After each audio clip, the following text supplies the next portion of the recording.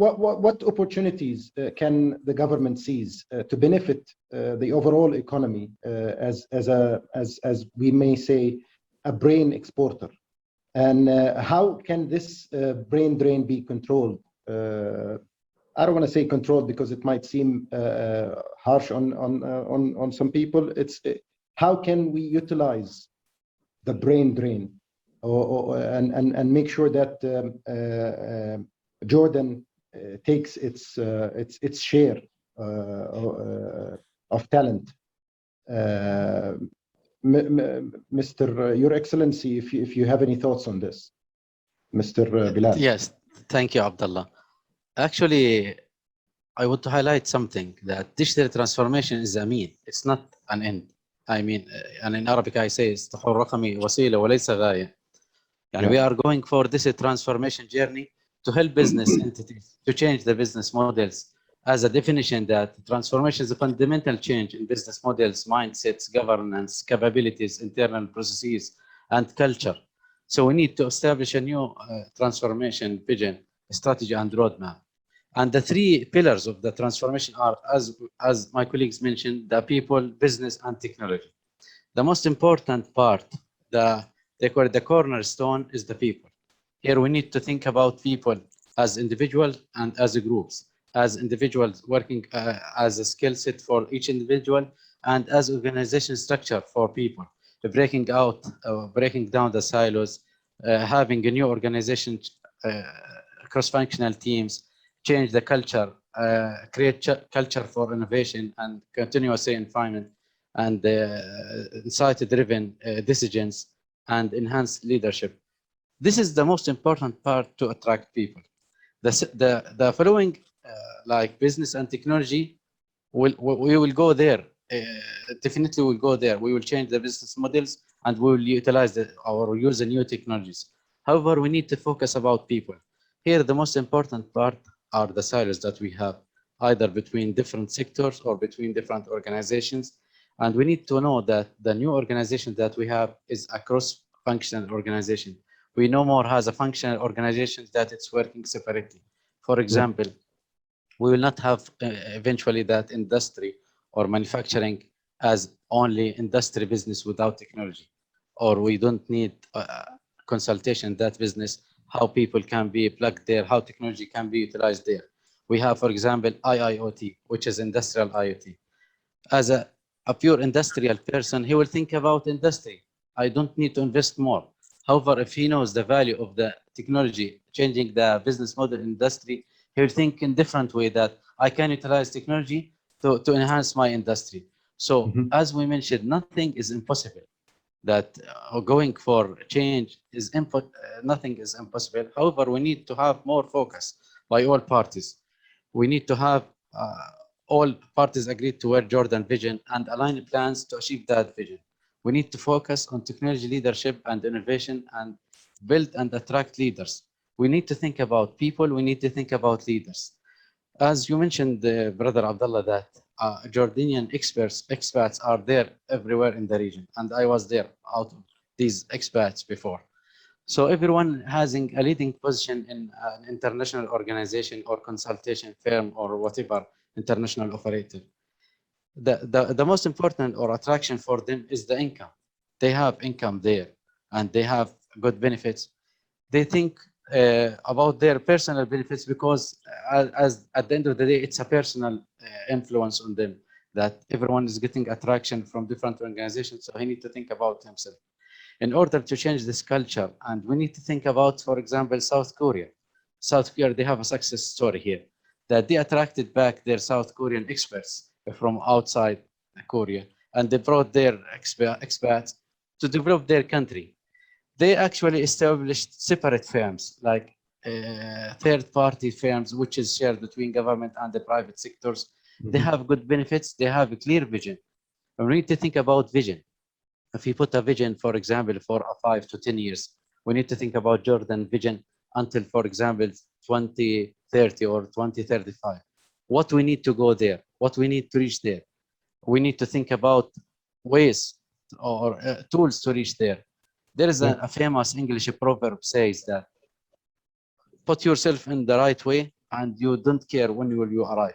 If you are putting yourself in the right track, the right way, you will arrive. You will arrive there eventually. But you need to take the right tools and the right people with you. You don't say that I will have a transformation without starting the transformation journey. If we don't put the foundation for the transformation, we could not build on that foundation. So just to summarize that, we need to think about companies, that what are the strategies to change their workforce planning and work and the skills and the, let's say, business models changing. And we need to think about individuals development, and we need to think about it, a government role here in transformation leadership and in having strategies for workforce and in changing also education strategies. So back to what colleague Mohammed mentioned, Estonia example, that they changed their education strategy in Estonia. They need to think about, let's say, digital people. They need to create digital environment, digital mindset. This environment you could not create without having alignment with the education strategies, because you need to get the flow of graduates in the right place, to direct the flow of the graduates from universities into the right direction, the right place. If we have, for example, now all universities created a new specialists like Internet of Things or digital transformation, if we don't control that flow of the graduates in the right place, we will have leakage for these graduates outside the country. So we need to think about attraction, let's say attraction strategy for these. This could be done by opening an attractive organization, have a right vision, have a right benefits for them, and all of them will they export at the end of the day the technology outside Jordan. Instead of, let's say, leakage of resources outside Jordan and exporting resources, we can export knowledge and technology.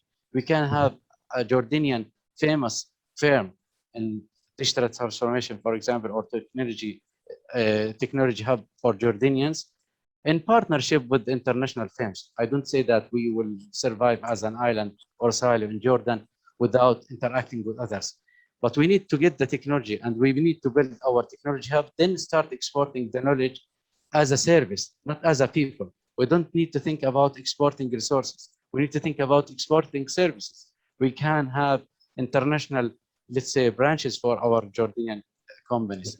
And we have another example like Singapore. They have a success story that they attract Singaporean companies to open international branch. Whenever they have export of technology and services outside Singapore, they will get, let's say, there is an exact, they call it minus 200 tax waiving. They mean they are getting a waive for the tax minus 200. Means that if you export technology and utilize our resources to export technology outside Singapore, you will get benefits for your company inside Singapore. At that thing, you will utilize your resources and you will utilize your money to update and upgrade your business instead of paying tax to the country. And at the end of the day, the international transfer to the Singaporean companies are coming more and more because they are exporting technology, not people. So this is one attraction policy that we could do. Interesting. May I just ask you another question on this?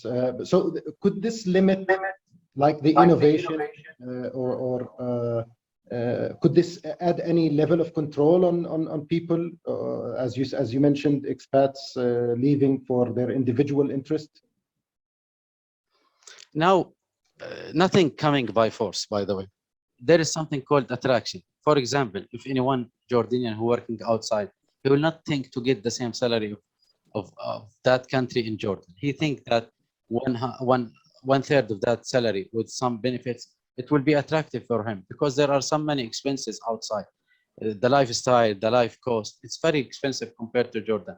And at the end of the day, he's Jordanian. He's thinking to come back eventually to Jordan. And coming back with attraction, with good position, with good role in Jordan, he will think about it. Instead of waiting him to get retired and come back to Jordan without getting the benefit of his booming experience at the, let's say, at the young age of that person. So we need to think about attraction. Attraction means opening the technology hub, opening the attractive companies, having a true partnership between private and government sectors, and having also innovation hub for attraction for investment for the foreign companies in Jordan. This will be a win-win for those companies and Jordan. So at that time, we will get the experience, we will build our technology experience and technology hub and start exporting experience. I need to think about exporting experience, not exporting people. We need to focus about this part, because the success here is not to export the people. At the end is the success is export experience, or let's say have consultation out of these companies to foreign countries in the region. Now everyone is going into digital transformation. Some countries are leading Jordan, are ahead of Jordan, and some countries are still back or lagging Jordan. So we need to think about our position in the region. We need to utilize this position to support neighboring countries like Iraq, Syria, Libya. There are many countries that are developing their digital economy. They are building their infrastructure. They are building their let's say technical knowledge. So we could benefit those countries by having, let's say, a consultation service or exporting of our experience outside Jordan, would like providing as a service, not as a person. Yep. From this vision. Thank you so much, Your Excellency.